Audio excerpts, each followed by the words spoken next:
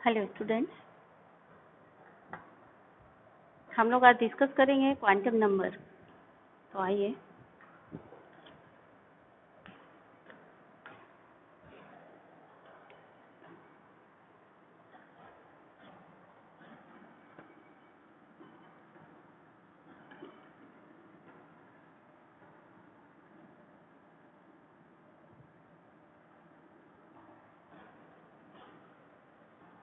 Quantum number A set of number, एक 4 number का set होता है जिससे हमें इलेक्ट्रॉन के बारे में सारी इंफॉर्मेशन मिल जाती है। यानी सारे इलेक्ट्रॉन के बारे में, यानी इलेक्ट्रॉन कहाँ पर है एटम में, किस सेल में है, किस ऑर्बिटल में है, उसकी एनर्जी क्या है, जिस ऑर्बिटल में है उसका शेप क्या है।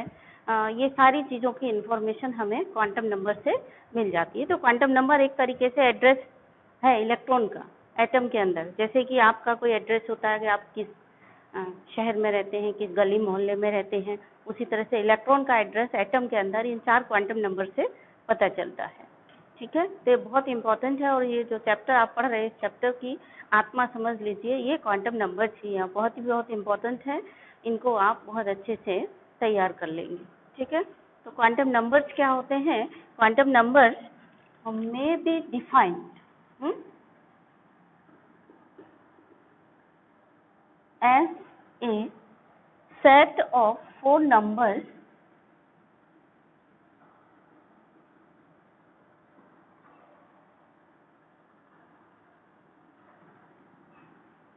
with the help of which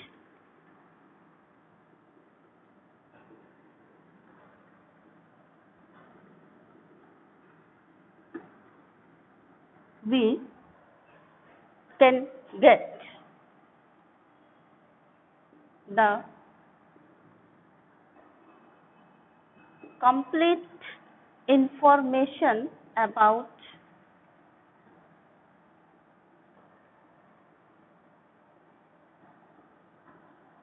all the electrons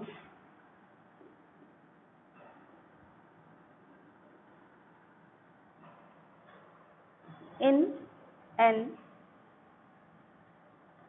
atom। ठीक है, फॉर एग्जाम्पल लोकेशन, इलेक्ट्रॉन की energy, the type of orbital occupied and shape and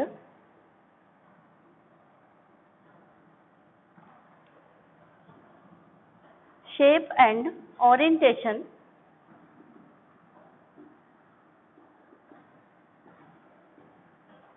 of the orbital etc। तो ये 4 क्वांटम नंबर्स होते हैं।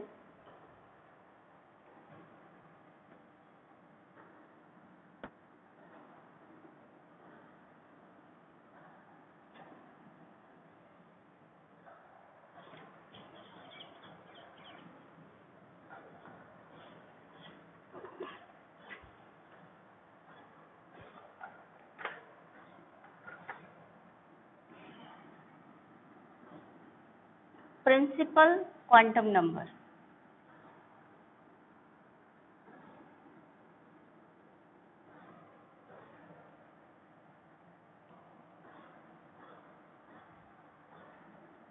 यानी कि मेन,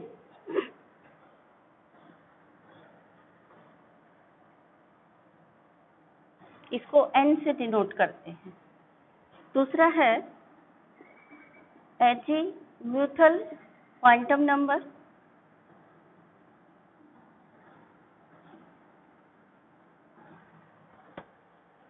या इसी का एक और दूसरा नाम भी है एंगुलर, यानी ऑर्बिटल एंगुलर।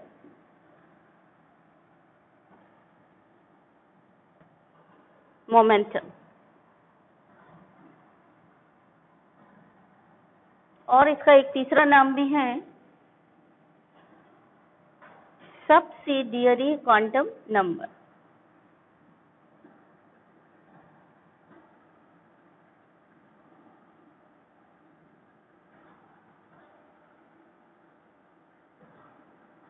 तो ध्यान दीजिए, एजीमुथल क्वांटम नंबर से तो आपको याद रहेगा, अगर आपसे कह दिया जाए कि इस इलेक्ट्रॉन का ऑर्बिटल एंगुलर मोमेंटम बताइए, यानी क्या बताइए, ये एल की वैल्यू बताइए, या फिर सब्सिडियरी क्वांटम नंबर बताइए, तो आप कंफ्यूज हो सकते हैं। तो याद रखिए, इसको हम एल से डिनोट करते हैं, डिनोटेड बाय स्मॉल एल। ठीक है। देन थर्ड वन है magnetic quantum number.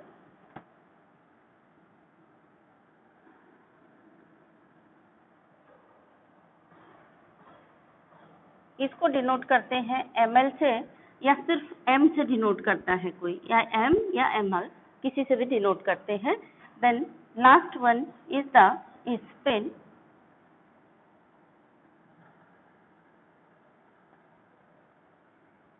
Quantum number.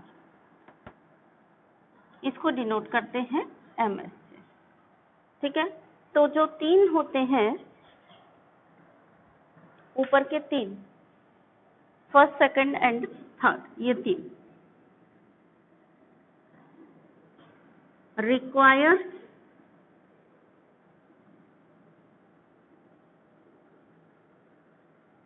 to know orientation of orbital and depend on each other। मतलब ये डिपेंड होते हैं।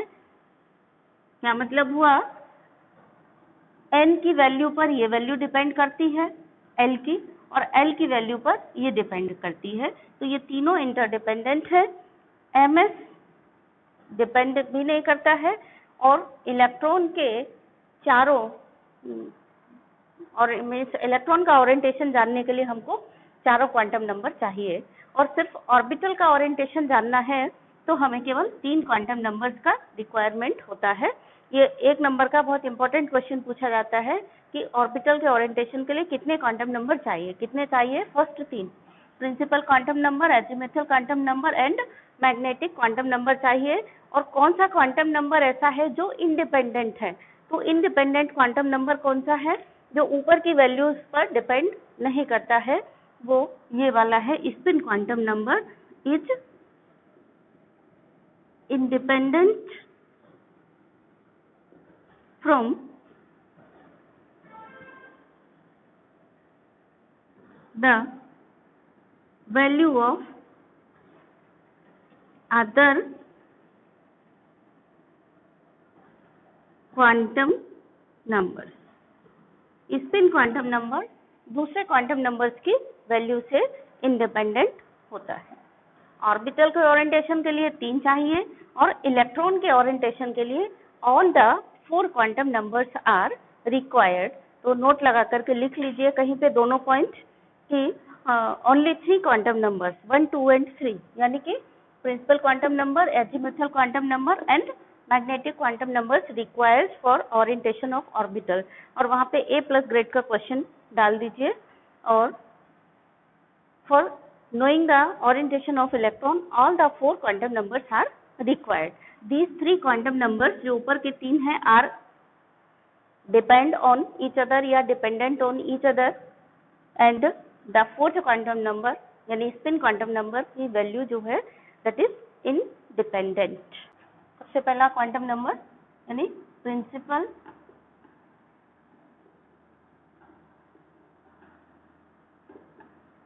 क्वांटम नंबर, इसको हम स्मॉल n से डिनोट करते हैं। ये हमें क्या क्या इंफॉर्मेशन देता है, इसकी इंफॉर्मेशन से हमें बहुत सारी चीजें पता चलती हैं।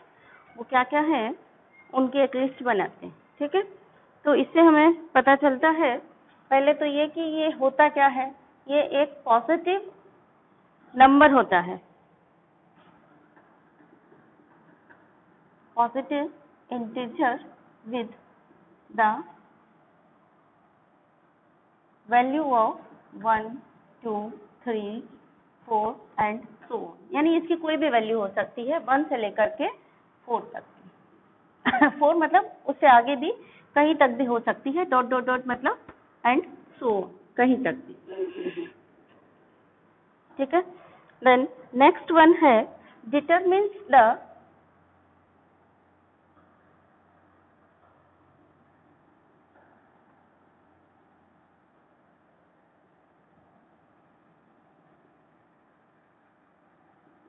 size and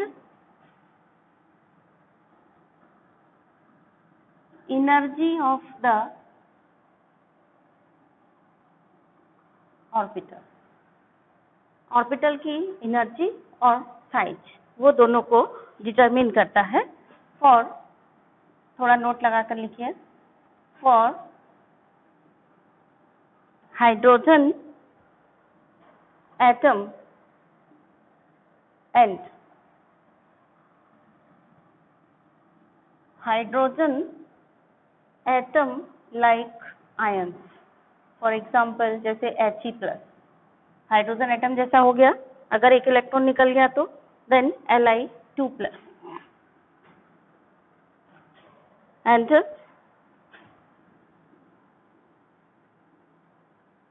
ऐसे कोई भी हो सकते हैं हाइड्रोजन जैसे एटम्स, उनके लिए energy and size,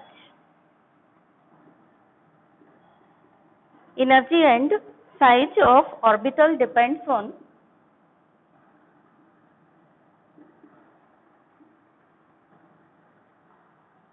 value of n.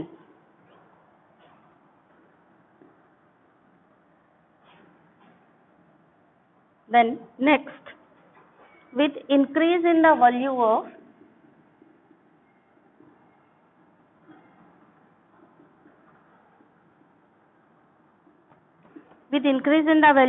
n, number of allowed orbitals,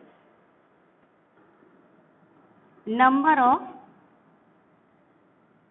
allowed orbitals increases। इसका मतलब ये हुआ, अभी आप आगे पढ़ेंगे तो समझ में आएगा, फिर भी मैं बता रही हूँ। मतलब n की वैल्यू बढ़ेगी तो उस शेल में कितने ऑर्बिटल्स हो सकते हैं ये नंबर भी बढ़ जाता है। फॉर एग्जांपल अभी मैं समझाती हूँ आपको, अगर n इक्वल टू 1 है तो उसमें केवल एक ही ऑर्बिटल होगी, ठीक है। n इक्वल टू 2 है तो इसके अकॉर्डिंगली n की वैल्यू बढ़ेगी तो उसमें कितने ऑर्बिटल्स अलाउ हैं वो भी बढ़ जाती हैं। अभी आगे एक एग्जांपल है, आप उससे समझेंगे। n इक्वल टू 2 है तो f और p दो सबशेल अलाउड हैं, n इक्वल टू 3 है तो f p d f allowed है, तो नंबर ऑफ सबशेल बढ़ेंगे तो नंबर ऑफ ऑर्बिटल्स भी बढ़ेंगे।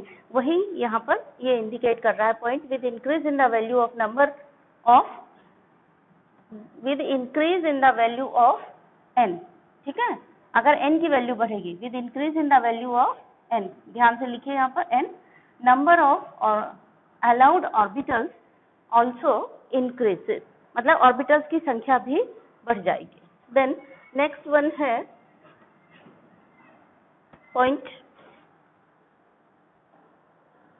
अच्छा यहाँ पे एक चीज और लिख लीजिए नोट करके, and total number of orbitals,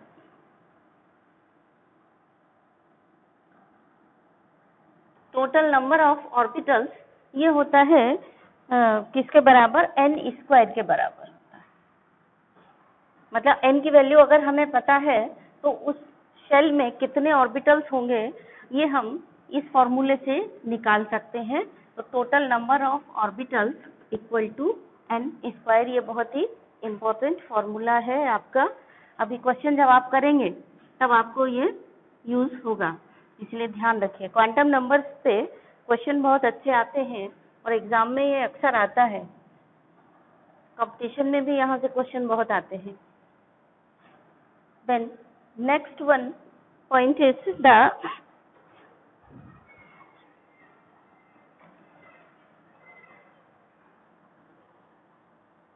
size. एक यहाँ पर देखिए, थोड़ा सा ध्यान दीजिए कि नंबर ऑफ ऑर्बिटल्स n² है। जैसे कि एक एग्जांपल देकर के हम आपको यहीं पर थोड़ा सा समझाना चाहेंगे। अगर n की वैल्यू 1 है तो नंबर ऑफ ऑर्बिटल्स कितने होंगे उसमें? नंबर ऑफ ऑर्बिटल्स होंगे 1 का स्क्वायर यानी 1 ही होगा। अगर n इक्वल टू 2 है तो number of orbitals second shell में कितने होंगे?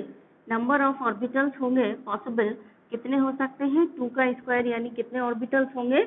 4 ऑर्बिटल्स होंगे। अगर n की वैल्यू 3 है तो नंबर ऑफ ऑर्बिटल्स कितने होंगे?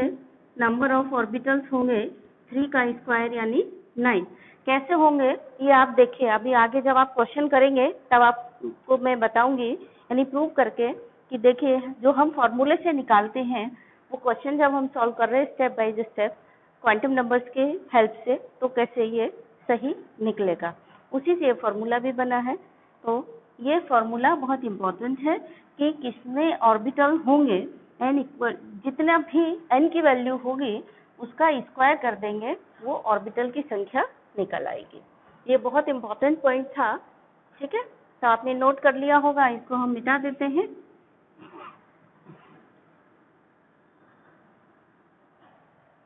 अब नेक्स्ट चलिए, ठीक है। तो नेक्स्ट है size of N orbital increases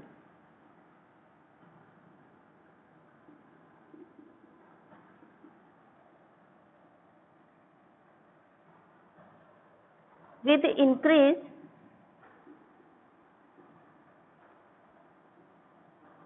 of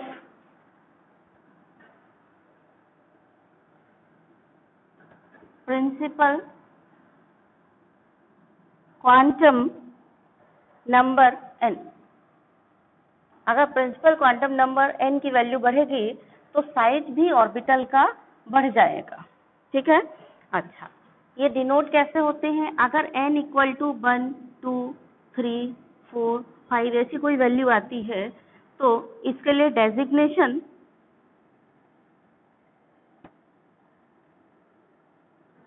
designation of cell क्या होगा? शेल और ऑर्बिट दोनों एक ही चीज होती है लेकिन ऑर्बिटल अलग होती है, थोड़ा ध्यान दीजिए, ठीक। शेल या ऑर्बिट एक ही बात है, शेल ऑर्बिट, ऑर्बिटल अलग है। ऑर्बिटल में मोटा मोटा डिफरेंस देखेंगे तो ऑर्बिट और ऑर्बिटल में क्या है? ऑर्बिट शेल को कहते हैं और ऑर्बिटल क्या होता है? ऑर्बिट के अंदर सबशेल होता है, सबशेल के अंदर ऑर्बिटल होता है, ठीक है। तो कौन सी ऑर्बिट होगी या शेल होगा? 1 के करस्पॉन्डिंग जो भी शेल है उसको नाम दिया जाता है K, 2 के करस्पॉन्डिंग जो शेल है उसको नाम दिया जाता है L, M, N, O and इसी के अकॉर्डिंग इनकी नेमिंग करते हैं। तो ये हुआ पूरा detail for about principal quantum number यानी कि n। एक चीज और है यहाँ पे, अगर मैक्सिमम नंबर ऑफ इलेक्ट्रॉन पता करना हो, दो चीजें ध्यान दीजिए, एक तो ये वाला फॉर्मूला ये, और मैक्सिमम नंबर ऑफ ऑर्बिटल्स कितनी है? n square. अगर मैक्सिमम नंबर ऑफ इलेक्ट्रॉन पता करना हो तो एक ऑर्बिटल में 2 इलेक्ट्रॉन रहते हैं, तो n स्क्वायर को 2 से मल्टीप्लाई कर देंगे तो मैक्सिमम नंबर ऑफ इलेक्ट्रॉन भी निकल आएंगे। तो मैक्सिमम नंबर ऑफ इलेक्ट्रॉन के लिए फॉर्मूला हो गया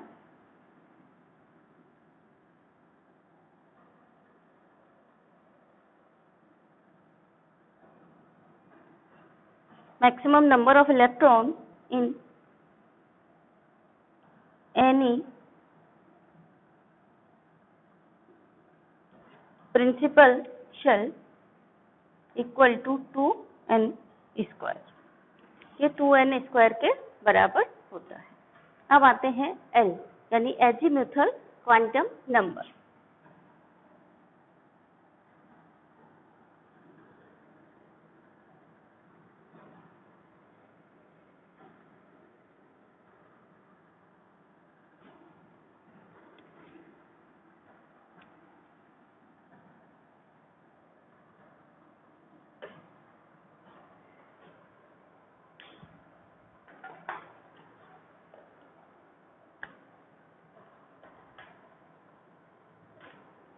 इसके कई नाम हैं बेटा,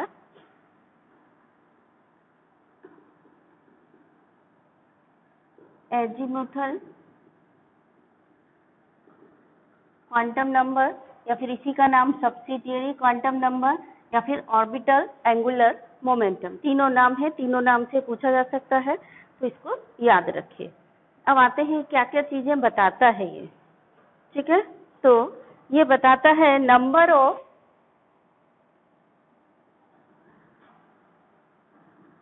this quantum number in force,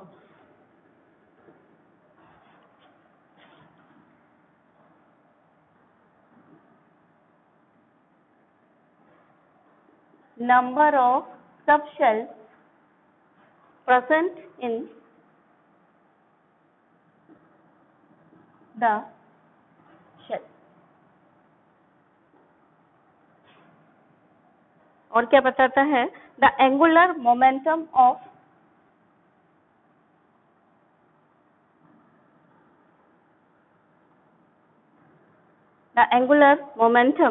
of electron present in the shell।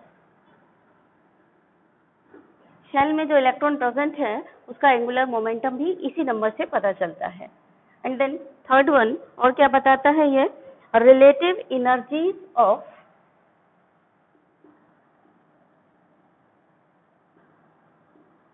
Orbitals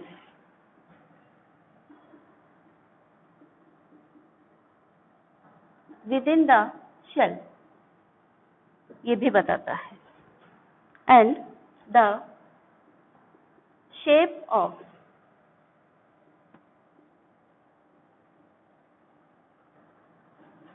various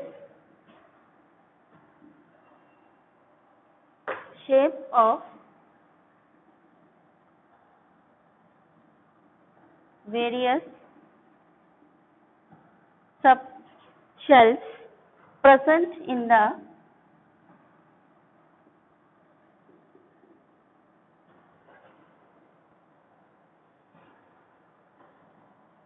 same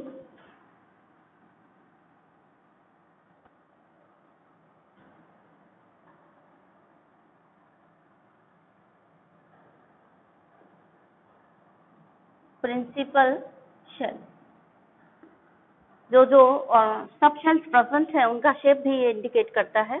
and then next one is the defines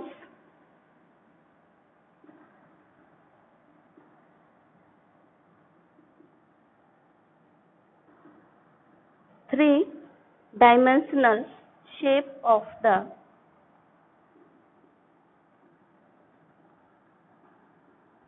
orbital। Then next है, for a given value of, ये पॉइंट ना लिखें, मतलब ये तो ऐसे ही इसका वैल्यू निकालने का है, तो इतनी चीजें बताता है, ये इंफॉर्मेशन देता है। क्वेश्चन ऐसे कई बार पूछा जाता है कि शेप किस क्वांटम नंबर से पता चलता है, एनर्जी किस क्वांटम नंबर से पता चलती है, न्यूक्लियस से डिस्टेंस किस क्वांटम नंबर से पता चलती है, इस तरह के भी क्वेश्चन आते हैं। और इस इलेक्ट्रॉन का क्वांटम नंबर बताइए, इस तरह से भी आते हैं क्वेश्चन। तो क्वांटम नंबर क्या होता है पहले ये समझिए, फिर क्वेश्चन को सॉल्व करना सीखिए। तो for a given value of L, L can have values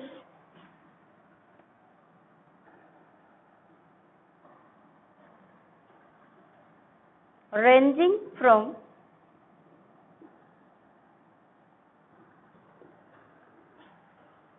0 to n-1। For example, अगर हम कहते हैं कि n इक्वल टू 1 है,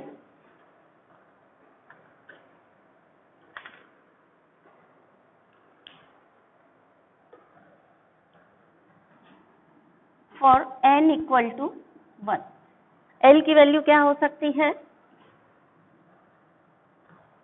L में भी 0 to n-1 होती है।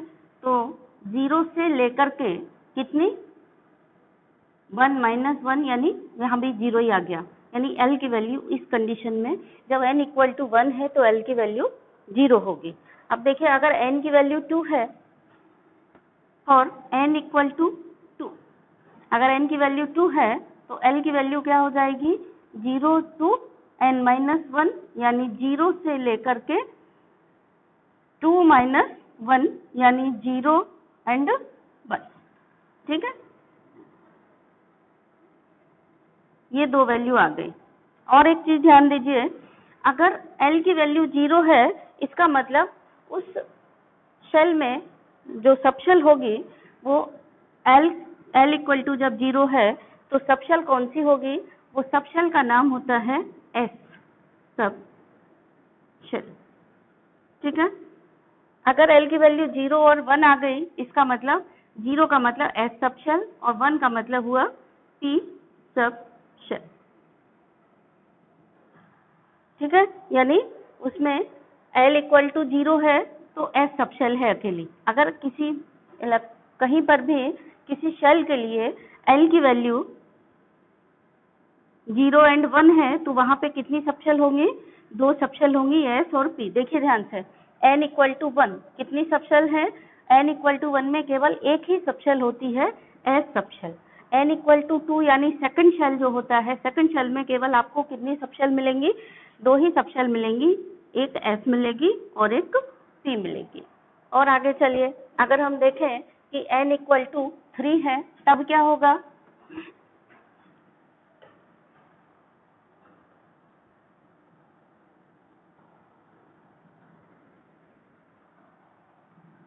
इफ N इक्वल टू 3 तो L की वैल्यू क्या हो जाएगी? L की वैल्यू हो जाएगी 0 to n-1 यानी 0 to 3-1 यानी 0 से लेकर के 2 तक। 0 से लेकर 2 तक चलेंगे, एक एक इंटीजर बढ़ाते जाइए, जितने भी पड़े उतने। तो 0 में एक जोड़ा 1, उसमें एक जोड़ा 2, यानी ये कहाँ तक आएगी वैल्यू? 0 to 2 यानी कौन सी हो गई? 0, 1 and 2। यानी कौन कौन से सबशेल हो गए? सबशेल हो गए इसमें 0 मतलब S सबशेल, 1 मतलब P सबशेल एंड 2 मतलब D सबशेल। समझ गए ना? वैल्यू अगर 0 आई, इसका मतलब उसमें S सबशेल है। यानी N इक्वल टू 3 में तीन सबशेल होंगे, S subshell, P subshell and D subshell होंगे। अगर N की वैल्यू आ गई 4 सपोज, तो फॉर N इक्वल टू 4 क्या होगा? N इक्वल टू 4 तो L की वैल्यू कैसे निकालेंगे? L की पॉसिबल वैल्यू हो सकती है 0 to n-1, है ना? यानी 0 से लेकर के कहाँ तक? 4-1 तक, यानी 0 से लेकर के 3 तक। 0 to 3, 0 to 3 का मतलब क्या हुआ? 0, 1, 2 एंड 3। यानी कौन कौन सी सबशेल पॉसिबल है N इक्वल टू 4 में? 0 मतलब S, 1 मतलब P, 2 मतलब D एंड 3 मतलब F सबशेल, यानी 4 सबशेल्स आर पॉसिबल। तो यहाँ देखिए, आपने सब ये 4 कैलकुलेट किए तो आपने क्या अंदाजा लगाया? क्या एक चीज समझ में आ गई? जितना प्रिंसिपल क्वांटम नंबर होता है उतने ही सेल की संख्या होती है। N इक्वल टू 1 था तो सबशेल 1 था, N इक्वल टू 2 था तो सबशेल 2, N इक्वल टू 3 तो उसमें कितने पॉसिबल सबशेल हैं? 3, N इक्वल टू 4 तो पॉसिबल सबशेल कितने हो गए? ये सबशेल कितने हो गए पॉसिबल? 4, टोटल 4 हो गए ना? तो इन चीजों पे ध्यान देना है आपको, क्योंकि यहीं से आपके बहुत अच्छे अच्छे क्वेश्चन सॉल्व होंगे।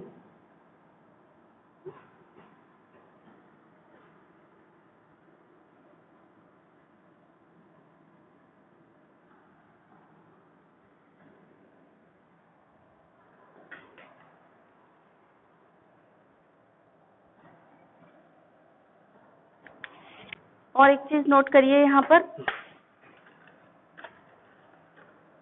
अच्छा, एक इम्पॉर्टेंट पॉइंट है, ईच शेल कंसिस्ट ऑफ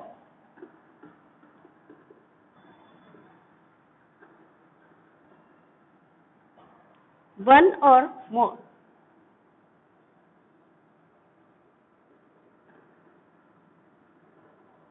सब शेल, और सब शेल को ही एक और नाम देते हैं सब लेवल।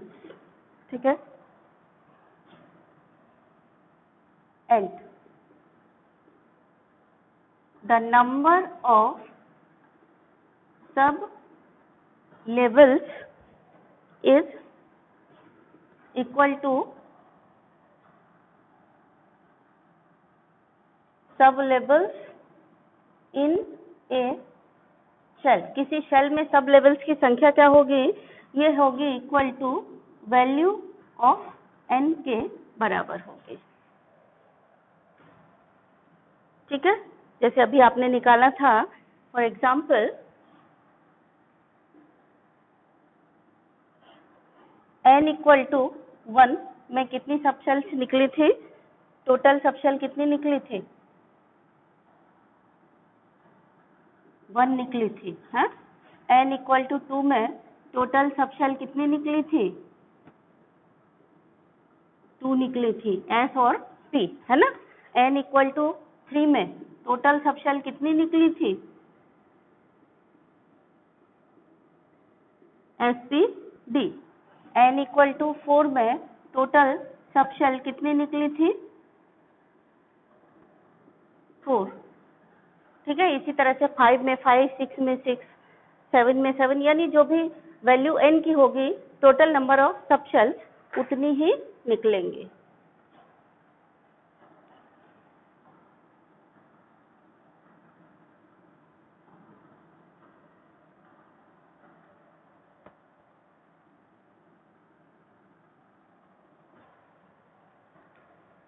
फिर से एक पॉइंट अच्छा सा नोट लगा करके लिखिए, each value of L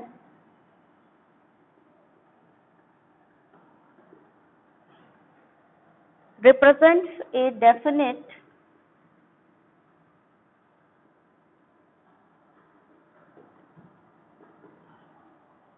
subshell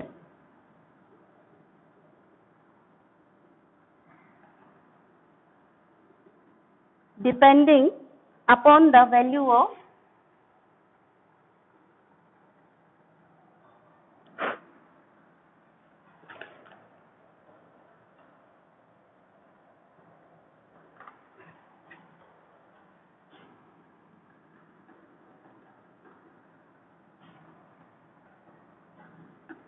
L।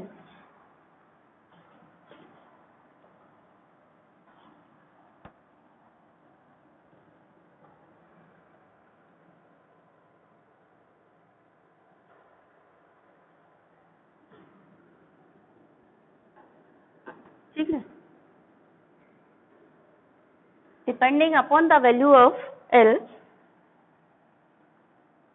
the different subshells are designated as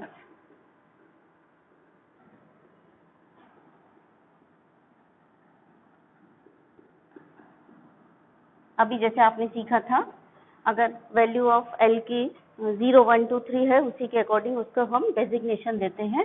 L की वैल्यू 0, 1, 2, 3, 4, 5, 6 ऐसे करके आ गया, तो सबशेल क्या हो जाएगा? S P D. 2 है तो एल की वैल्यू 2 है तो डी सबशेल, एल की वैल्यू 3 है तो एफ सबशेल, 4 है तो 5 सबशेल, सॉरी 4 है तो जी सबशेल, 5 है तो H subshell, and so on, उसी तरह से आगे बढ़ती चलिए। 6 है तो H I J K L M N O P, ऐसे लास्ट तक बढ़ते चले जाएंगे। लेकिन जो आप अभी करते हैं, यानी इलेक्ट्रॉनिक कॉन्फ़िगरेशन वगैरह लिखते हैं, तो आपका काम कहाँ तक चल जाता है? एफ तक ही चल जाता है। आपको जी और एच सबशेल में नहीं जाना पड़ता है, और जी और एच सबशेल अभी जितने भी इलेक्ट्रॉनिक कॉन्फ़िगरेशन लिखते हैं वहाँ उनकी ज़रूरत भी नहीं पड़ती है। लेकिन क्वेश्चन कभी कभी ऐसा आता है कि जी सबशेल हमें किस एनर्जी लेवल में मिलेगा, ठीक है, या किस शेल में मिलेगा, एच सबशेल हमें किस एनर्जी लेवल में मिलेगा या किस सबशेल में मिलेगा, इस तरह से क्वेश्चन आता है, तो आपको वहाँ पर जवाब देने के लिए ये अच्छा है। ठीक है, तो ऐसे ही हाइपोथेटिकल क्वेश्चन यहाँ से आता है, वहाँ के लिए आप याद रखिए जी सबशेल आपको कहाँ मिलेगा।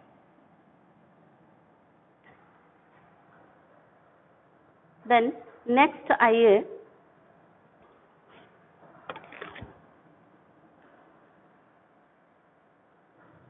अगला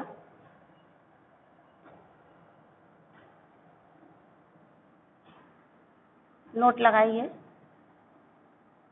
the energy of subshell within the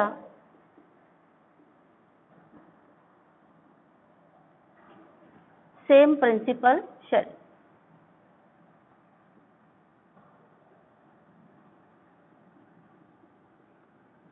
अगर ये एसपीडीएफ एक ही एनर्जी लेवल में है तो इनकी एनर्जी किस तरह से वेरी करेगी? एस सबसे कम होगा, उससे ज्यादा पी, उससे ज्यादा डी और उससे ज्यादा एफ, यानी सबसे ज्यादा एनर्जी एफ की, एसपीडीएफ में सबसे ज्यादा एनर्जी एफ की होती है।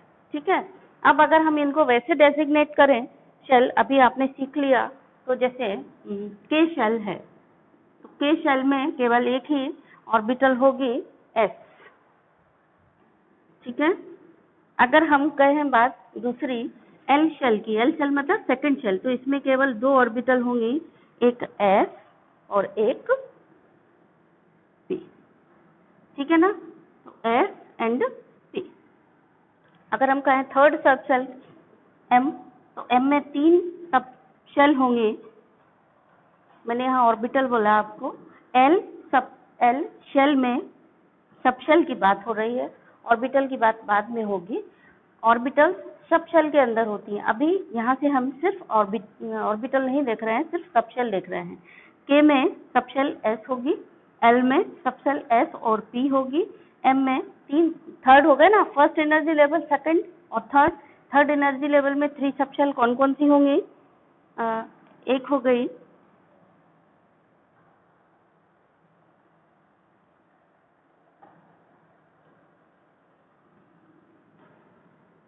इसको ऐसे डेजिग्नेट करते हैं, हमने ब्लैक वाले को एस माना है तो ये हो गया एस और ये हो गया पी।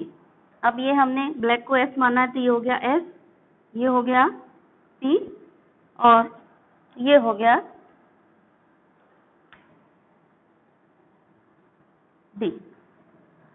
ठीक है, यानी यहाँ थर्ड एनर्जी लेवल में 3 सबशेल होंगे, s, p and d. Then K, L, M, N energy level होगा तो 4 हो जाएंगी, कौन कौन सी 4 हो जाएंगी? वहां पर एस हो जाएगी सबशेल, फिर पी सबशेल एंड फिर डी सबशेल और एक कौन सी होगी? F subshell. ठीक है, तो ये सबशेल का कंसेप्ट आपको समझ में आ गया होगा। जैसे ये हो गया S, P, D and F. ठीक है, तो ये के मतलब first n equal to 1, n equal to 2, n equal to 3, n equal to 4। Principal quantum number यहाँ 1, 2, 3, 4 है। अगर प्रिंसिपल क्वांटम नंबर 1 है तो उसमें एक ऐसी सबशेल होगी, सिर्फ एस सबशेल होगी। 2 है तो एस और पी दोनों होंगे। 3 है तो एस, पी, डी 3 होंगे। अगर प्रिंसिपल क्वांटम नंबर 4 है यानी एन शेल, तो उसमें एस, पी, डी, एफ होंगे। अब आप यहाँ ये देख रहे होंगे एस यहाँ भी है, एस यहाँ भी है, एस यहाँ भी है, एस यहाँ भी है। ठीक है, जैसे आपके स्कूल में क्या होता है, ए सेक्शन 6 में भी है, ए सेक्शन 7th में भी है, ए सेक्शन 8th में भी है, ए और बी सेक्शन होते हैं ना, तो 6 का भी ए है, 7th का भी ए है, तो आप कैसे पहचानोगे? 6 और 7th के ए में कैसे पहचानोगे? उसके आगे बोलते हो ना 6A 7A।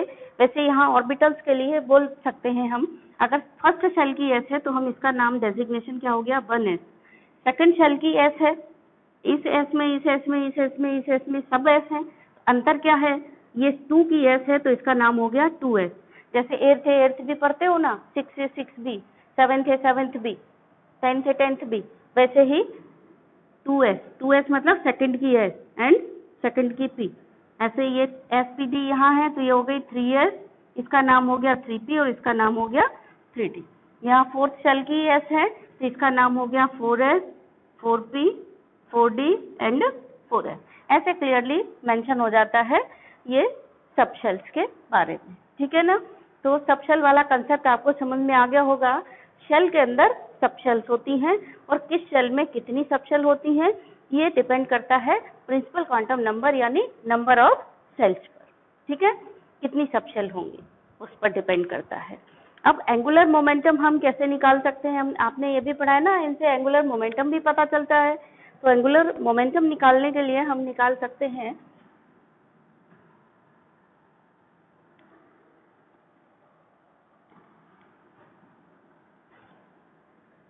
एंगुलर मोमेंटम के लिए फॉर्मूला है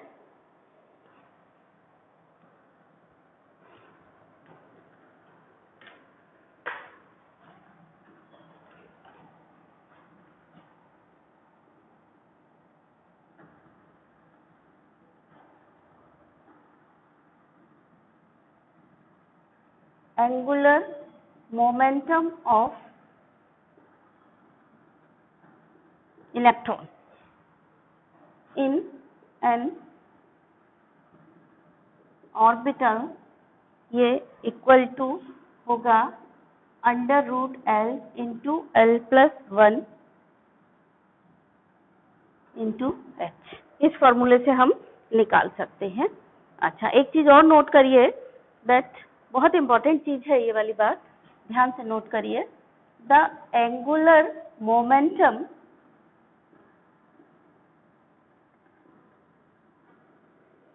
depends only on the value of L and not on the value of n।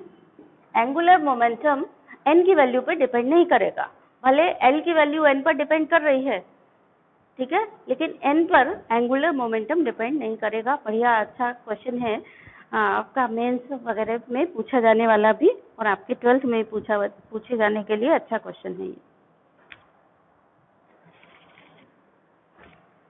The next one है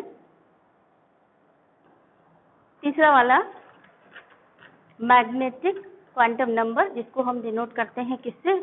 ml से, ठीक।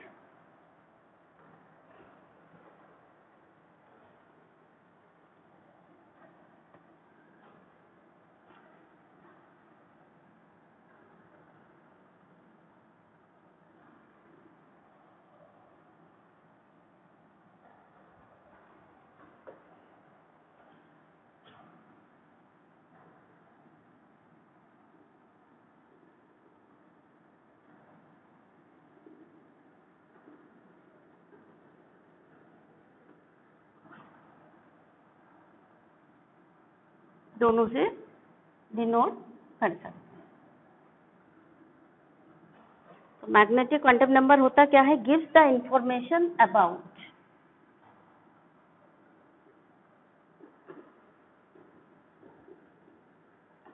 बहुत इंपॉर्टेंट पॉइंट है ये,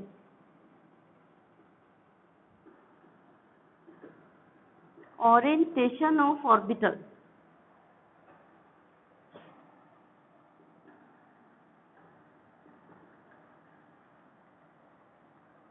with respect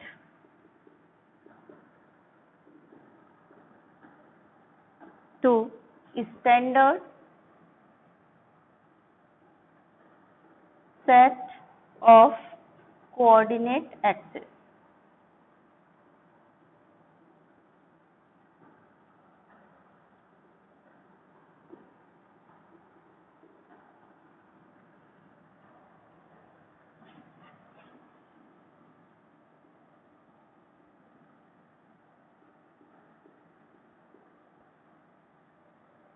For any subshell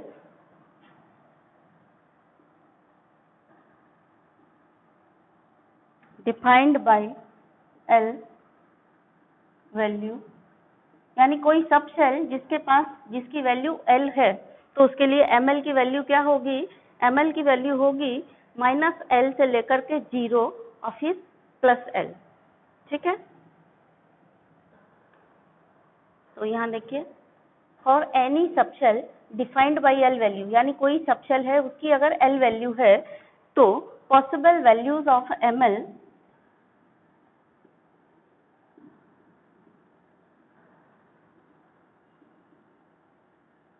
will be -L 0 to +L, minus L से लेकर के 0 फिर प्लस एल तक होगी। ठीक है, चलिए देखते हैं कैसे। फॉर अगर इफ एल इक्वल टू 0 तो एम एल क्या होगा, एम एल की वैल्यू होगी पॉसिबल वैल्यूज माइनस एल से लेके 0। अब 0 है तो 0 ही रहेगी, एम एल की वैल्यू 0 ही रहेगी। इसका मतलब ये हुआ कि एल इक्वल टू अगर 0 है, एल इक्वल टू 0 किस चीज से डिनोट होती है, अगर एल इक्वल टू 0 होता है तो उसमें सबशेल कौन सी बनती है, सबशेल कौन सी होती है, एल इक्वल टू 0 का मतलब हुआ एस सबशेल। ठीक है ना, तो अगर एल इक्वल टू 0 है यानी एस सबशेल है तो उसमें एम एल की वैल्यू होती है 0, यानी कि ऑर्बिटल्स कितनी होंगी, ऑर्बिटल्स की संख्या कितनी होगी, ऑर्बिटल्स की संख्या होगी वहां पर ओनली 1। ठीक है, यहाँ पे हम ऐसे भी लिख सकते हैं वैल्यू ऑफ एल। ठीक है, अगर एल वैल्यू है तो डेजिग्नेशन ऑफ सब शेल क्या होगा। ठीक है, तो अब हम इसको ब्लू पेन से ही लिखते हैं। तो यहाँ पर वैल्यू ऑफ एम एल क्या होगा, एंड यहाँ पर टोटल नंबर ऑफ ऑर्बिटल्स क्या होंगी। ठीक, तो अगर L इक्वल टू 0 है इसका मतलब हुआ एस सबशेल की बात हो रही है।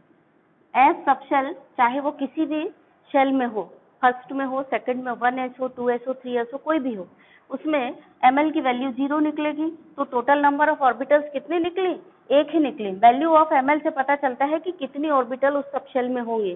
जैसे यहाँ एस सबशेल है, ml की वैल्यू 0 निकली, इसका मतलब इसमें एक ही ऑर्बिटल होगी ये। तो टोटल नंबर ऑफ ऑर्बिटल्स कितनी हो गई, 1, और इस ऑर्बिटल का नाम हो गया एस ऑर्बिटल।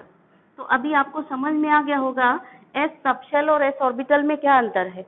इसको आप ऐसे समझ लो, एक मकान है उसमें 2 कमरे हैं, और एक मकान है उसमें एक ही कमरा है।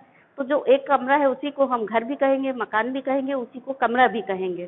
ठीक है ना, तो एस सबशेल में एक ही कमरा है यानी एक ही ऑर्बिटल है एस, उसका नाम क्या है, एस ऑर्बिटल। तो एस ऑर्बिटल और एस सबशेल में अंतर समझिए आप, बहुत ही गहराई से इसको समझिए। ठीक है, और आगे चलते हैं। अगर एल की वैल्यू है 1, अगर 1 है तो 1 का मतलब क्या हुआ, 1 किस सबशेल को डेजिग्नेट करती है, पी सबशेल को डेजिग्नेट करती है। तो पी सबशेल, अगर पी सबशेल है तो ml की वैल्यू क्या हो जाएगी, ml की वैल्यू हो जाएगी -1 से लेकर के 0 और फिर +1 तक। यानी कितने ऑर्बिटल्स पॉसिबल हैं यहाँ पर, टोटल नंबर ऑफ ऑर्बिटल्स कितने हो गए, 1, 2 और 3। यानी पी सबशेल में कितने ऑर्बिटल्स टोटल होंगे, टोटल ऑर्बिटल्स होंगे 3 पी ऑर्बिटल्स होंगे। ठीक है, ये 3 पी ऑर्बिटल्स को हम कैसे डेजिग्नेट करते हैं, इस तरह से डेजिग्नेट करते हैं। अभी तक जो आप देख रहे थे हमने 3 बॉक्स बना करके बोलते थे कि ये पी ऑर्बिटल है। तो अब पी ऑर्बिटल में आप समझ लो क्वांटम नंबर के हिसाब से इसको हम -1, ये 0 और ये +1। तो -1 है तो यहाँ पे हो गया पी वाई, पी जेड और पी एक्स। ठीक है, इस तरह से हम इसको डिनोट करते हैं। देन नेक्स्ट है L इक्वल टू 2। अगर L की वैल्यू 2 है तो फिर 2 किस सबशेल को डेजिग्नेट करती है, D सबशेल को डेजिग्नेट करती है। तो D सबशेल में क्या हो गया, ml की वैल्यू क्या आ गई, ml की वैल्यू L की वैल्यू से बनेगी, यानी 2 है तो ये कहाँ से ml की वैल्यू बनेगी, -2 से लेकर 0 तक जाएगी, फिर 0 से फिर +2 तक जाएगी। यानी -2 में एक कम किया, -2 फिर एक कम किया, -1 फिर एक कम किया, 0 फिर एक बढ़ाया, +1 फिर एक बढ़ाया, +2। यानी इसकी कितनी वैल्यू टोटल ऑर्बिटल पॉसिबल हो गई, कितनी P orbital, sorry D orbital कितनी हो गई, 1, 2, 3, 4, 5 वैल्यू आई ml की 5 वैल्यू आई। इसका मतलब ये हुआ कि डी सबशेल में 5 ऑर्बिटल होंगे। ml की 3 वैल्यू आई, इसका मतलब पी सबशेल में 3 ऑर्बिटल होंगे। ml की एक ही वैल्यू आई, इसका मतलब एस सबशेल में एक ही ऑर्बिटल होगी। ऐसे हम निकालते हैं नंबर ऑफ ऑर्बिटल्स। तो यहाँ नंबर ऑफ ऑर्बिटल्स कितने निकले? टोटल 5d ऑर्बिटल्स होंगे। ठीक है, अब ये 5d ऑर्बिटल्स को हम कैसे डेजिग्नेट करेंगे? तो इनको यहाँ करते हैं, देखिए ध्यान से, 5 बक्से बनाएंगे। अभी तक आप केवल बक्से बनाना जानते थे, अब आप ये सीख रहे हैं क्वांटम नंबर के हिसाब से हम कैसे उनको डेजिग्नेट करेंगे। ठीक है, तो ये हो गई। अब इनमें देखिए ml की वैल्यू भरना, यहाँ पे देखिए py में ml की वैल्यू -1 है, px में ml की वैल्यू प्लस और pz में ml की वैल्यू 0 है। यहाँ पर देखिए ये ml की वैल्यू ये -2 हो गया, -1 हो गया, 0 +1 एंड +2 हो गया। ठीक है, अब -2 वाले को डेजिग्नेट करेंगे हम dxy, इस -1 वाले को dyz, फिर 0 वाले को dz²। ध्यान दीजिए 0 वाला जो बीचों बीच में है वो dz², जो d ऑर्बिटल है उनके नाम। ठीक है, तो बीच वाले का नाम dz² है, फिर +1 वाले का हो गया dzx या xz कह दें हम, तो ये हो गया dxz +1 वाला, और जो +2 वाला है ये हो गया dx² y²। यहाँ ध्यान दीजिए कई बच्चे इसको ऐसे पढ़ते हैं dx² - y²। ये मैथ वाली इक्वेशन नहीं है कि आप इसको dx² - y² पढ़ेंगे, ये dx² y² ऐसे पढ़ी जाती है। तो d सबशेल में 5 d ऑर्बिटल्स होती हैं, इस तरह से ये होती हैं। अभी तक आप सिर्फ जान रहे थे कि d में 5 ऑर्बिटल होती हैं, p में 3 ऑर्बिटल होती हैं, अब आप उनका पूरा डिटेल जान गए। इसी तरह से f सबशेल में हम निकालेंगे कितनी होती हैं, तो आइए l = 3, तो 3 आया, इसका मतलब ये कौन सी सबशेल हो गई? f सबशेल हो गई। f सबशेल हो गई तो ml की वैल्यू कितनी हो गई? l की वैल्यू से चलेंगे -l 0 +l, -l मतलब -3, -3 फिर -2 फिर -1 फिर 0 फिर +1 फिर +2 फिर +3, एक एक घटाएंगे फिर एक एक बढ़ाएंगे, ऐसे निकालते हैं। समझ में आ गया होगा अब आपको l से ml की वैल्यू कैसे निकालते हैं। अब टोटल कितनी वैल्यू है देखिए, 1 2 3 4 5 6 7, टोटल 7 वैल्यू है, यानी f सबशेल में कितनी ऑर्बिटल्स होती हैं? 7 f ऑर्बिटल्स होती हैं। उनके नाम क्या हो गए? 7 f ऑर्बिटल्स हो गए। अब इनके नाम उतने डिटेल में, जैसे इनका आपने पढ़ लिया dxy dyz dz ये वाला, ऐसा f का नाम आपको नहीं पढ़ना है, आपको सिर्फ इतना ही पढ़ना है, और इतना बस ध्यान दे दो कि f सबशेल में 7 ऑर्बिटल होते हैं, तो 1 2 3 4 5 6 एंड 7, ये हो गया f ऑर्बिटल। 1 2 3 4 5 6 7, ये f सबशेल हो गया। ठीक है, अब एक एक f ऑर्बिटल का क्या नाम है वहां पे आप दिमाग मत लगाइए, वो आपको डिटेल उतना नहीं पढ़ना है। ठीक, अब आ जाइए नेक्स्ट। तो अब आप समझ गए होंगे s सबशेल में जो ऑर्बिटल होती हैं उनका नाम है, एक उसका नाम हो गया s ऑर्बिटल। p में 3 ऑर्बिटल होती हैं, नाम हो गए तीन p ऑर्बिटल्स हैं। 3 p ऑर्बिटल्स का मतलब एक ये और एक ये। अगर क्वांटम नंबर देखें तो py का -1, pz का 0, px का +1। ठीक है, और ये इस तरह से हम डेजिग्नेट करते हैं। जब जरूरत पड़े तब px py pz यूज करेंगे, नहीं तो सिर्फ हम 3 बॉक्स बना देते हैं जैसे अभी तक बनाते रहे हैं।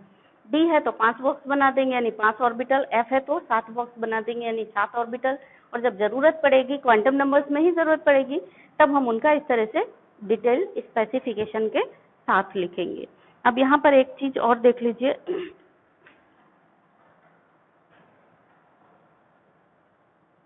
एक नोट लगा लीजिए अच्छा सा।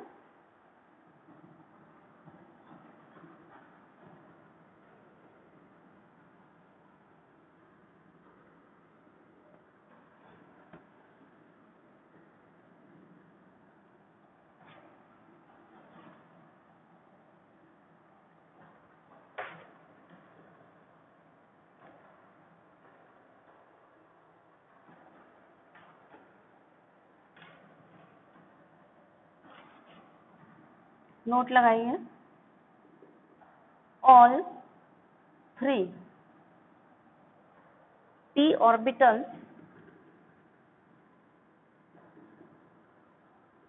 ये A प्लस ग्रेड का है, ये वाली बात ध्यान रखिए। हाँ, all 3 p orbitals of p सब shell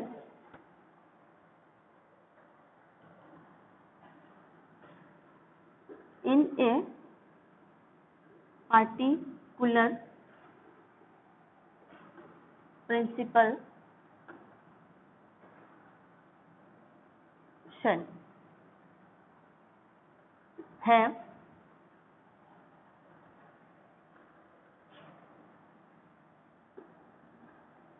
same energy. In the absence of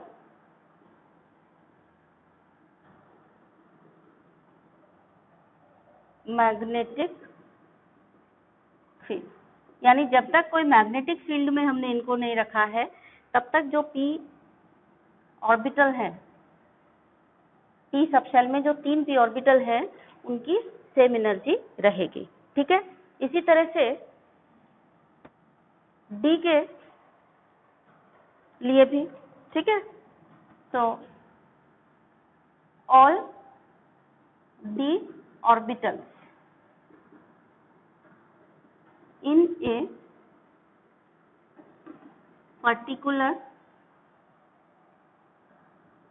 principal shell, ऐसे लिख लीजिए।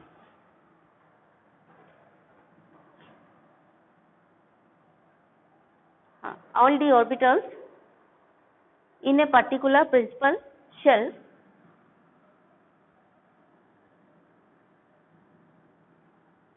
all d orbitals of d subshell, है ना, all d orbitals of d subshell in a particular principal shell have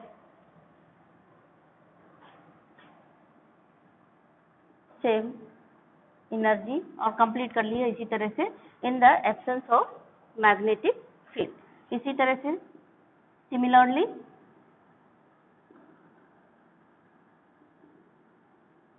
f orbitals of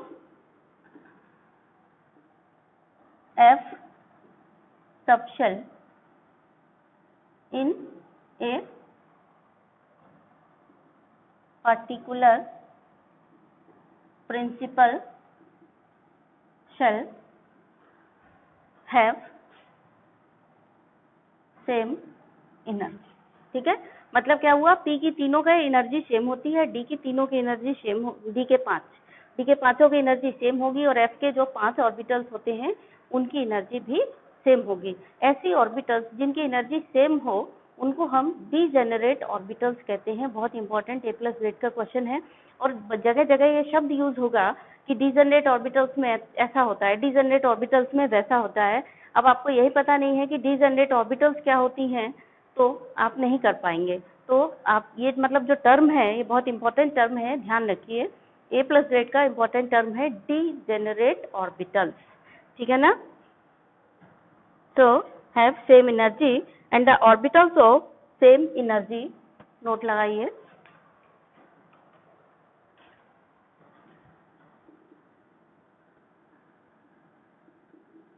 the orbitals of same energy, orbitals of same shell,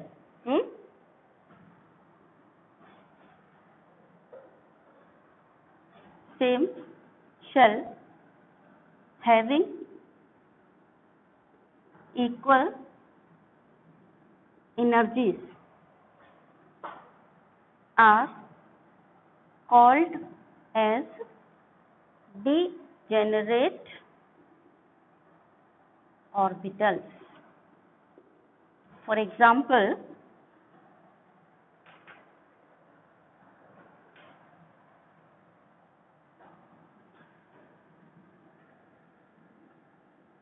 p के 3 कैसे हैं, तीनों, यानी px, pz, py। थोड़ा ध्यान दीजिए, जब आप मेंस वगैरह का एग्जाम देंगे तो वहां पर जो ये कि ये -1 है और ये +1 है, स्ट्रिक्टली अभी आप 11th-12th में फॉलो कर रहे हैं, लेकिन जब आप कंपटीशन का एग्जाम देंगे तो वहाँ पे ये +1 और -1 है, ये स्ट्रिक्टली नहीं है कि ये हम इसी को -1 मानेंगे और इसको प्लस, मतलब py को ही -1 क्वांटम नंबर मानेंगे, इसको +1 मानेंगे। वहाँ पे ये है कि px को भी +1 मान सकते हैं, यानी -1 मान सकते हैं, और py को भी -1 मान सकते हैं। तो कहीं कहीं पर ये जो नेगेटिव साइन वाली बात है कि स्ट्रिक्टली प्लस माइनस ज़्यादा स्ट्रिक्टली ये वाला फॉलो नहीं करते, उसके पीछे बहुत सारे लॉजिक हैं जो अभी आपको डिटेल में नहीं पढ़ने हैं, ठीक है। बस आप इतना जान लीजिए कि हार्ड एंड फास्ट नहीं है यहाँ के, ये py है, यहाँ पे इसको आप px भी लिख सकते हो, कंडीशनल। तो py, pz, px ये तीनों क्या हो गई, तीनों कैसी हो गई, यहाँ पर ये तीनों हो गई डीजेनरेट ऑर्बिटल, ठीक है। इसी तरह से d की 5 जो होती हैं, 1 2 3 4 5, डी सब शेल की, ये क्या हो गई, ये सब हो गई डी जनरेट ऑर्बिटल। एंड इसी तरह से f की 7 होती हैं, जो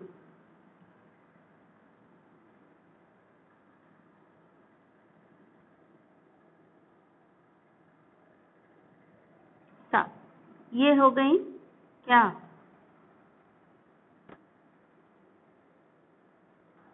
डी जनरेट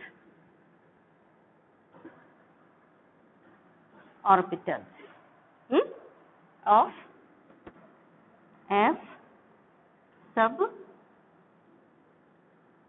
शेल। तो ये आपको इस तरह से याद रखना है। तो स्पिन क्वांटम नंबर क्या होते हैं बच्चों, स्पिन क्वांटम नंबर मतलब इलेक्ट्रॉन का ओरिएंटेशन बताता है। इसको आप ऐसे समझ सकते हैं कि जिस तरह से अर्थ पृथ्वी के चारों तरफ भी जो अर्थ है वो सन के चारों तरफ भी घूमती है और अपने आप में अपनी एक्सिस पर भी घूमती है, इस तरह से, है ना। जैसे ये अर्थ है तो अर्थ इस तरह से भी घूमती जाती है, और ऐसे ऐसे करके, सपोज ये सन है, ये अर्थ है, तो अर्थ ऐसा भी घूम रही है और इस तरह भी स्पिन करते करते इस तरह से घूम रहे हैं। तो इसी तरह से इलेक्ट्रॉन भी अपनी एक्सिस के अलोंग स्पिन करता है, तो इसीलिए इलेक्ट्रॉन के उस स्पिन को हम स्पिन क्वांटम नंबर कहते हैं। और स्पिन एंगुलर मोमेंटम जो इलेक्ट्रॉन का होता है, it is a vector quantity, ये वेक्टर क्वांटिटी होता है। और इलेक्ट्रॉन का स्पिन दो ही तरीके का हो सकता है, या तो वो ऐसा घूमे या तो फिर ऐसा घूमे किसी एक्सिस के अलोंग। तो एक स्पिन हुआ, यानी दो ही तरीके के स्पिन पॉसिबल हैं, या तो क्लॉकवाइज या फिर एंटी क्लॉकवाइज। तो इन दोनों को रिप्रेजेंट करने का तरीका क्या है, +12 या -12 से। अगर क्लॉकवाइज है तो +12, एंटी क्लॉकवाइज है तो उसी स्पिन को हम, स्पिन रोटेशन को हम -12 से डिनोट करते हैं। और +12 और -12 को हम रिप्रेजेंट कैसे करेंगे, इलेक्ट्रॉनों को एरो से रिप्रेजेंट करते हैं। वो एक एरो अप साइड और एक एरो डाउन, एरो जो होता है वो down side.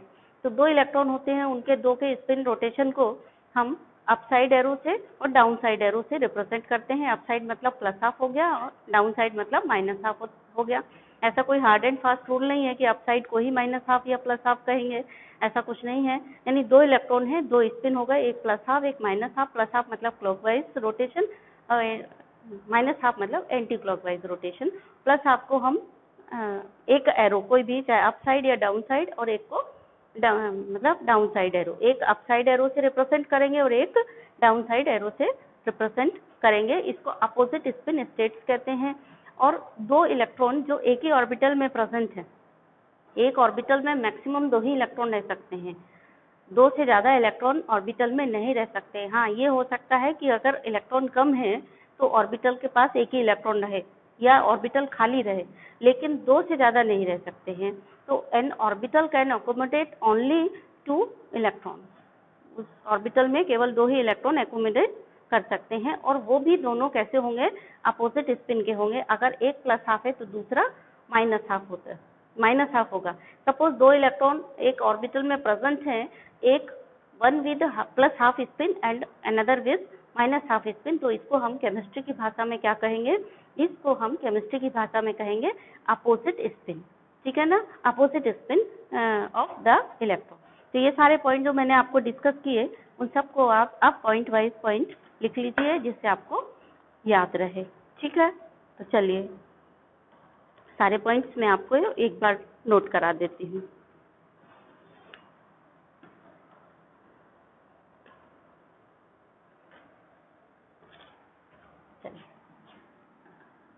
Electron besides charge and mass, पहले तो ये नोट करिए स्पिन क्वांटम नंबर को हम किससे डिनोट करते हैं, ms से डिनोट करते हैं, ठीक है ना। तो charge and mass has intrinsic spin,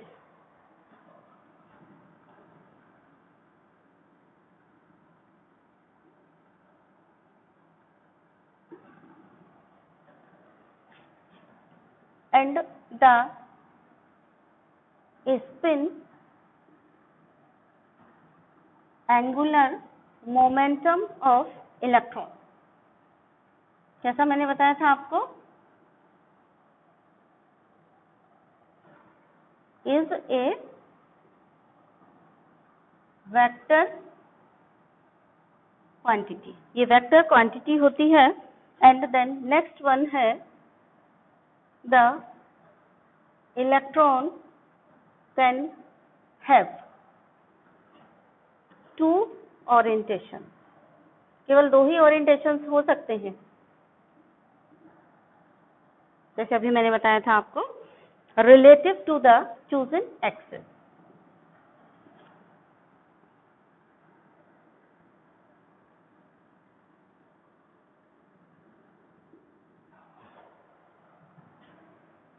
Then these two orientations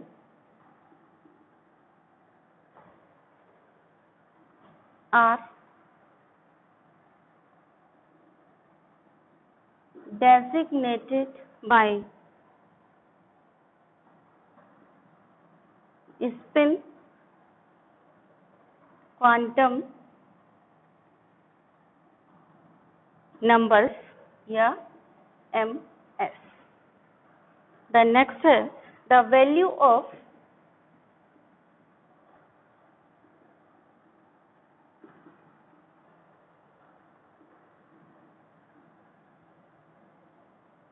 spin quantum number may be taken as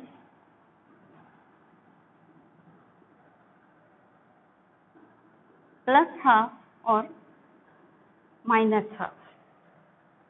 These are called as, ये जो plus half and minus half है,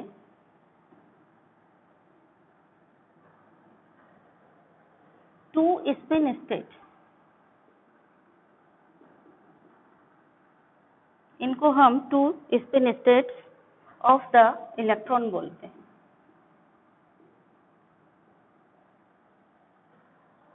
and are normally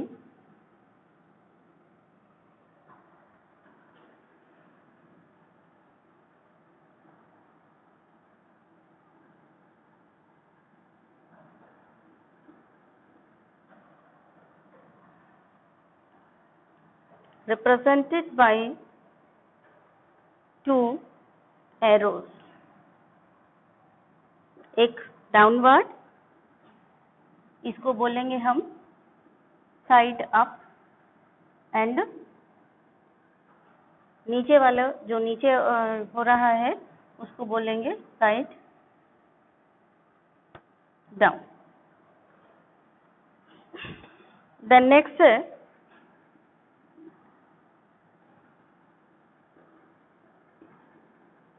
two electrons that have opposite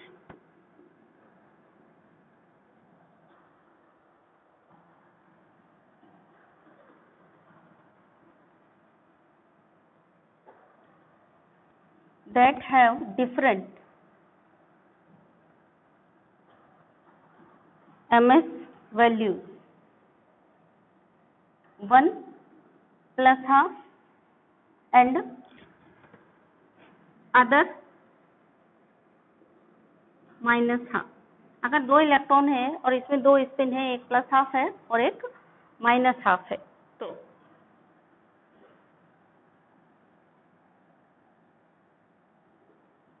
are said to have opposite spin.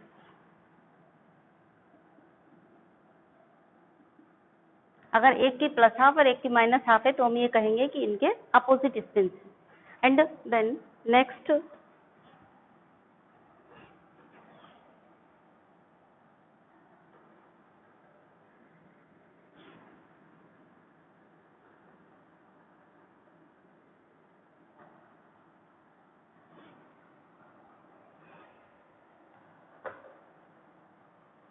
an orbital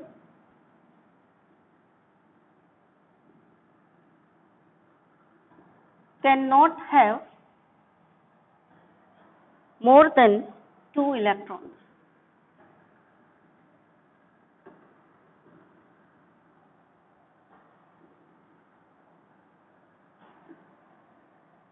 to electrons and जो 2 होंगे वो भी and they must have opposite spin. अगर एक orbital में 2 electron होंगे तो उनके निश्चित रूप से अपोजिट स्पिन होंगे। एक ऑर्बिटल में 2 इलेक्ट्रॉन सेम स्पिन के नहीं रह सकते। ठीक है, तो ये हो गया हमारा ऑल अबाउट क्वांटम नंबर्स। अब एक इसी पर बेसिक क्वेश्चन सॉल्व करते हैं जिससे कि ये क्वांटम नंबर्स आपको और ज़्यादा क्लियर हो जाए। सपोज आपसे कह दिया गया कि n = 4 में कितने सबशेल्स और ऑर्बिटल होंगे बताइए। ठीक है, क्वेश्चन है हमारा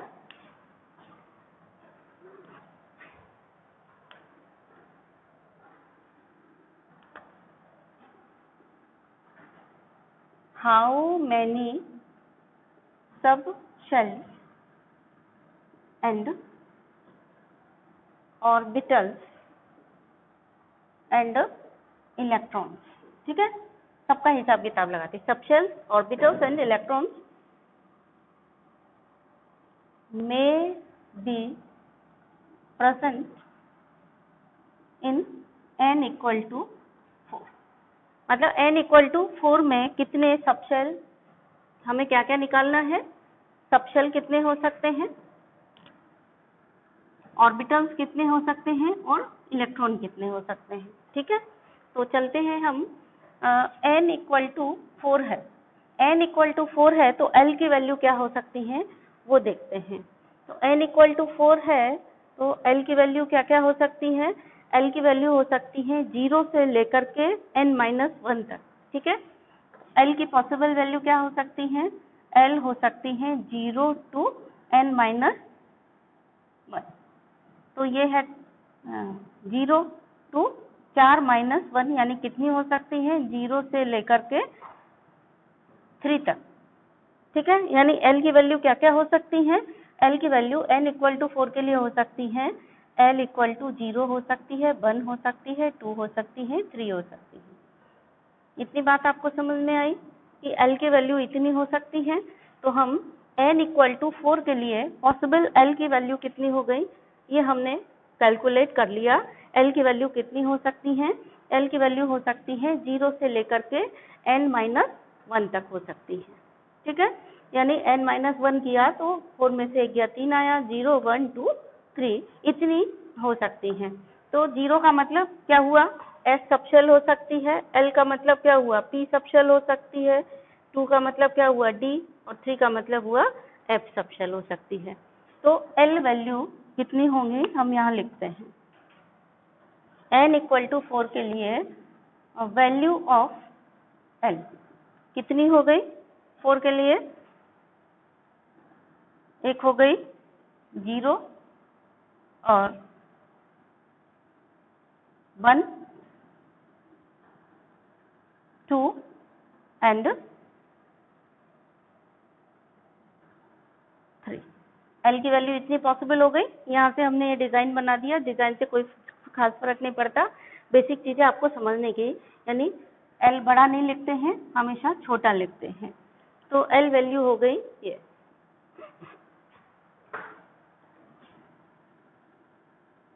0, 1, ठीक। ये हो गई हमारी सब शेल। तो सब शेल्स कितनी हो गई? 4 सब शेल हो गई, एफ पी डी एफ। एक आंसर तो आपका यही हो गया। सब शेल्स पूछा था, कितने सब शेल होते हैं n इक्वल टू 4 में, तो आप ऐसे निकालेंगे कि 0, 1, 2, 3, तो total there are, total subshells are कितने हो गए? टोटल सब शेल हो गए 4, F C D and F. अब आई बात किसकी? सब शेल के बाद ऑर्बिटल्स कितने हुए? तो ऑर्बिटल्स निकालने के लिए हमें क्या चाहिए? ऑर्बिटल्स निकालने के लिए हमें चाहिए ml की वैल्यू, ठीक है। ml की वैल्यू चाहिए, ml की वैल्यू चाहिए, तो l इक्वल टू 0 है तो ml भी 0 होगा, ठीक है। और l इक्वल टू 1 है तो ml की वैल्यू कितनी होंगी? ml की वैल्यू होती है -1 से, यानी इसकी 3 ml वैल्यू होंगी। क्या क्या होंगी? -1, फिर 0 एंड +1, यानी 3 हो गई ml की वैल्यू। यानी l इक्वल टू 0 है तो s सब शेल हो गया, 1 है तो p सब शेल हो गया, 2 है तो d सब शेल हो गया, और 3 है तो ये f सब शेल हो गया, ठीक है। अब ml की वैल्यू s सब शेल की तो 0 हो गई, एक ही रही। p सब शेल के लिए -1, 0, +1 हो गई, यानी टोटल ऑर्बिटल्स यहाँ कितनी हो गई? p सब शेल में 3 ऑर्बिटल्स यहाँ पे आई। कितनी? नंबर ऑफ ऑर्बिटल्स हम लोग यहाँ लिखते चले, नंबर ऑफ ऑर्बिटल्स किससे पता चलेगा? ml की वैल्यू से। तो यहाँ पे ऑर्बिटल्स आई केवल एक, यहाँ पे आई ऑर्बिटल्स, p सब शेल में कितनी ऑर्बिटल आई? इन तीनों को मिला दिया तो 3 ऑर्बिटल्स आ गई। अब यहाँ चलते हैं d सब शेल में, तो d सब शेल में आएंगे तो देखिए जरा, ml की वैल्यू क्या आएगी? -2, फिर -1, फिर 0, फिर +1 एंड +2। तो यहाँ ये सब शेल कितनी आ गई? टोटल 1, 2, 3, 4, 5 सब शेल आ गई, ये हो गई 5 सब शेल। सॉरी, सब शेल नहीं, सब शेल तो यही है, ये डी सब शेल है। सब शेल में ऑर्बिटल्स कितनी आ गई? यानी डी सब शेल की 5 ऑर्बिटल्स हो गई। अब आते हैं एफ सब शेल में, तो एफ सब शेल को हमें थोड़ा बारीक लिखना पड़ेगा, यहाँ जगह कम है, चलिए कोई बात नहीं, इस पेन से लिखते हैं ब्लू से, जिससे डिफरेंशिएट हो जाए।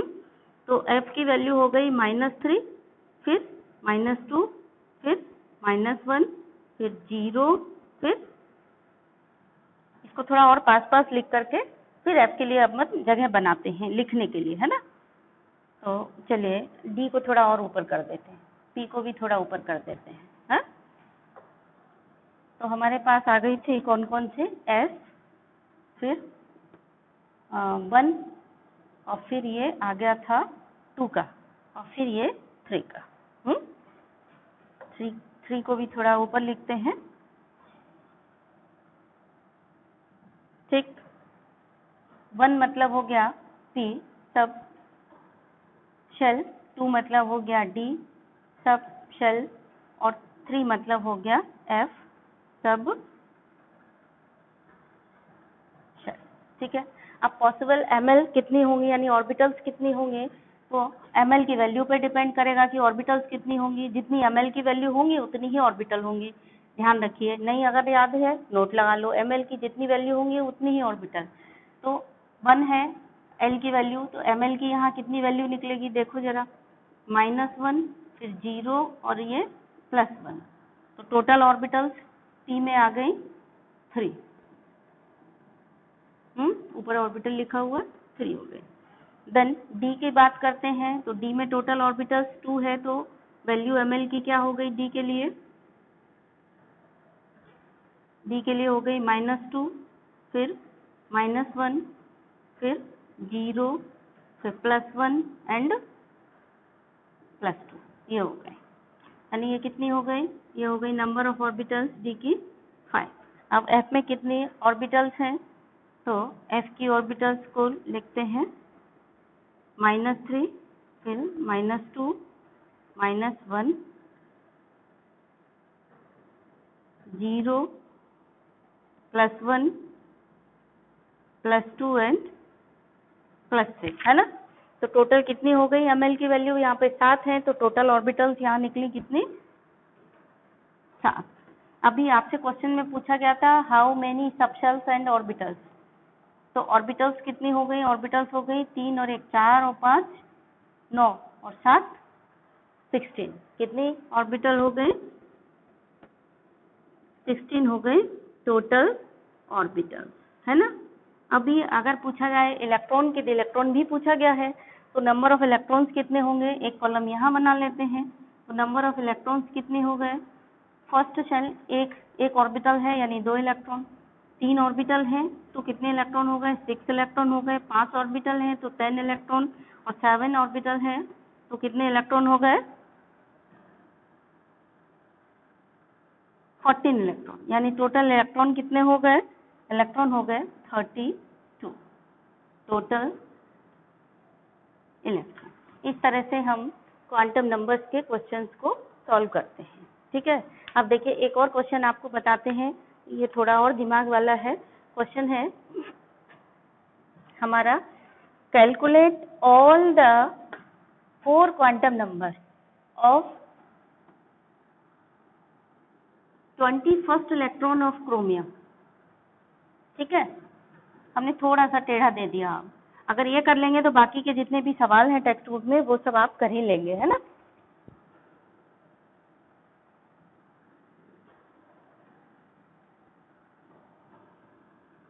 तो हमारा क्वेश्चन क्या था आपके लिए, कैलकुलेट या right all the quantum number, all the 4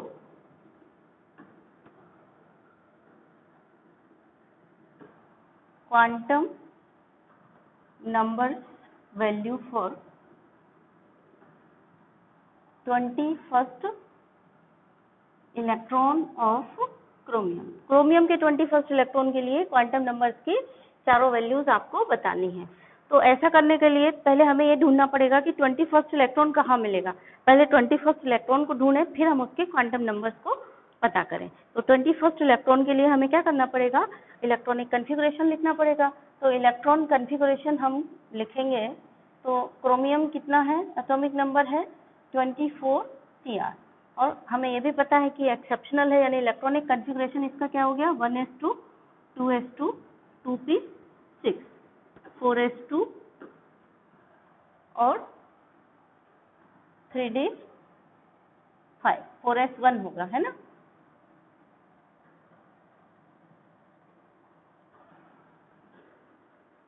four 1s2 2s2 2p6, उसके बाद 3s2 3p6, फिर 4s2 की जगह हो जाएगा 4s1 3d5। एक्सेप्शनल है, होना चाहिए था 4s2 3d4 होना चाहिए था।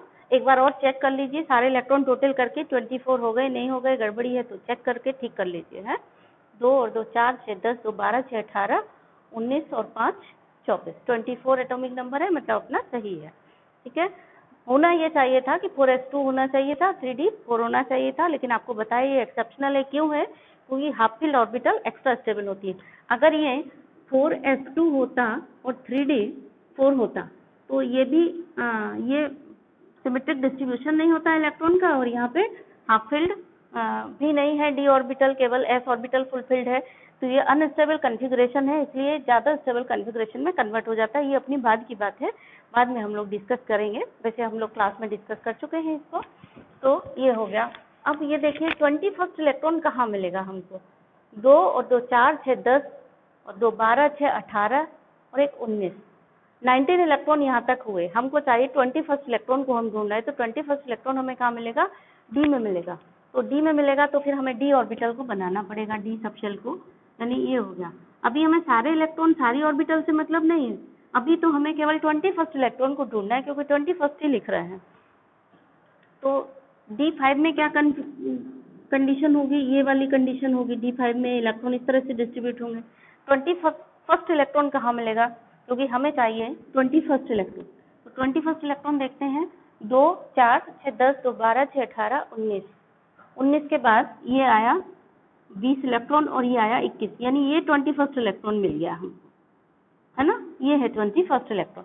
अब हमें इसके क्वांटम नंबर्स बताने हैं 4, ठीक। तो क्वांटम नंबर में आई सबसे पहले बात n, यानी प्रिंसिपल क्वांटम नंबर की वैल्यू।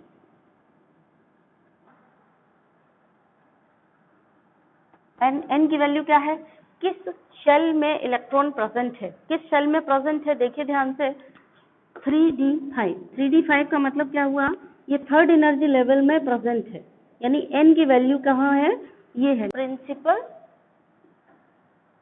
क्वांटम नंबर की। अब आता है एजीम्यूथल क्वांटम नंबर, इसका क्या होगा,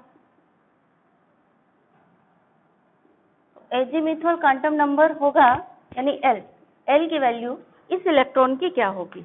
आपका दिमाग चलने लगा होगा तुरंत कि एजीम्यूथल यानी L की वैल्यू क्या होगी, 0 से लेकर के तुरंत हिसाब लगाया होगा कि L कितना होगा, 0 to कितना 3 - 1 ऐसा लगा लिया होगा, और 0 to 3 - 1 चलो 0 1 and 2, लेकिन हमारे अपने इलेक्ट्रॉन की कौन सी है, हमारा इलेक्ट्रॉन ना तो 0 वाले में, 0 का मतलब हुआ S P और D, यानी थर्ड में S P D सब हो सकती है, लेकिन हमारा इलेक्ट्रॉन कहाँ प्रेजेंट है, हमारा इलेक्ट्रॉन है प्रेजेंट D में, तो D के लिए L वैल्यू क्या है, D की L की वैल्यू है 2, तो हमारे लिए L की वैल्यू यहाँ पर हम 2 लिखेंगे, ना कि 0 1 2 सब कुछ नहीं लिखेंगे, जिसमें इलेक्ट्रॉन, क्योंकि हमें केवल इसी इलेक्ट्रॉन का क्वांटम नंबर लिखना है, तो L की वैल्यू यहाँ पे हो गई आपकी 2, ठीक है।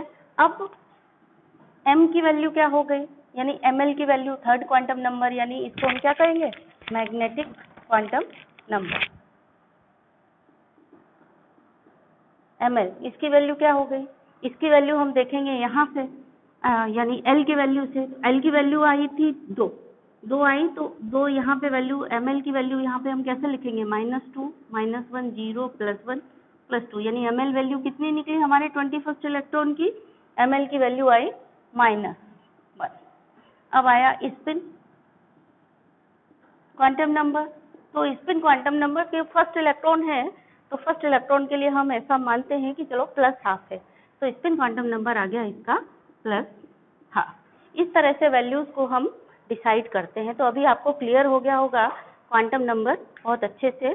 अब आपके लिए होमवर्क के लिए क्वेश्चन ये है, टेक्स्ट बुक में जो क्वेश्चन दिए हैं आपके कौन कौन से, एक्सरसाइज में 28, 29, 30, 31, 62, 63, 64, 65 एंड 67, ये सारे क्वेश्चन आपको सॉल्व करने हैं, they are based on quantum number.